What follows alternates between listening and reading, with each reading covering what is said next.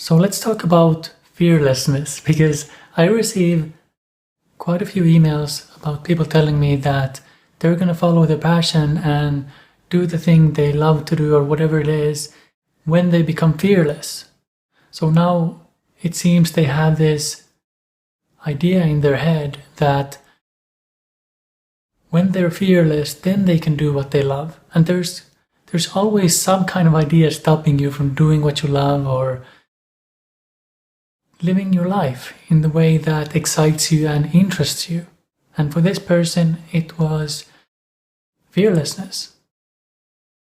And to me, fearlessness does not exist. You will never get rid of all your fears, because there will always come thoughts. Thoughts will always arrive that are thoughts about fear, about worry.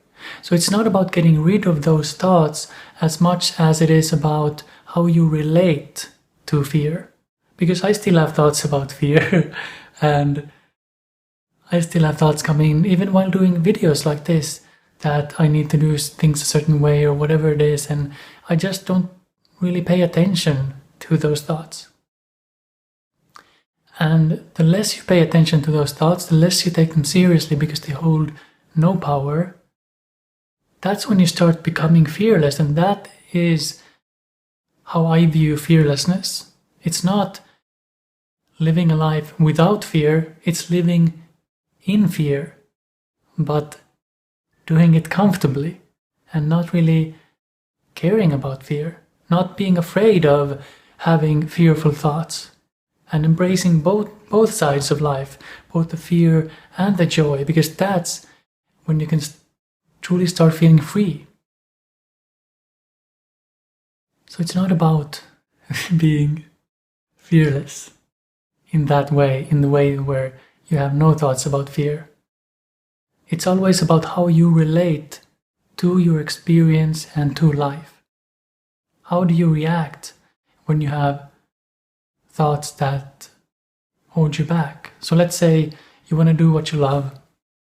I actually had a conversation with a client just the other day about they wanted to do what they loved. They had this topic they were interested in, and it was obvious to me that they really resonated with that, and it made their heart sing and all that stuff. And then I suggested video or in some way where they can share their story, because they had something to share and they knew they could help people because they were already helping people in their life. But they really didn't want to put themselves out there. They had excuses and whatever else. They had fears. So then I said that there's always going to be something that holds you back, because whenever you're doing something new, you're always going to have fears. Now, this brings us to an important point, because just because you have fear doesn't mean you have to overcome that fear. Not every fear needs to be overcome. For example, I did my first video in 2011 and I didn't really enjoy it. I wasn't ready for making videos and I was afraid of making videos. So that wasn't the right time. I was still afraid of making videos, but I didn't force myself to make videos because I enjoyed writing so much more. And now, several years later, I'm just ready. So just because you have fear doesn't mean you have to overcome that fear. And you don't, at the same time, you don't have to be fearless in order to do what you love or find your dream career or whatever it is that's resonating with you at this moment in time. So it's not about fearlessness, it's about how you relate to life and to your thoughts. So that's all for this video. Remember to like and subscribe.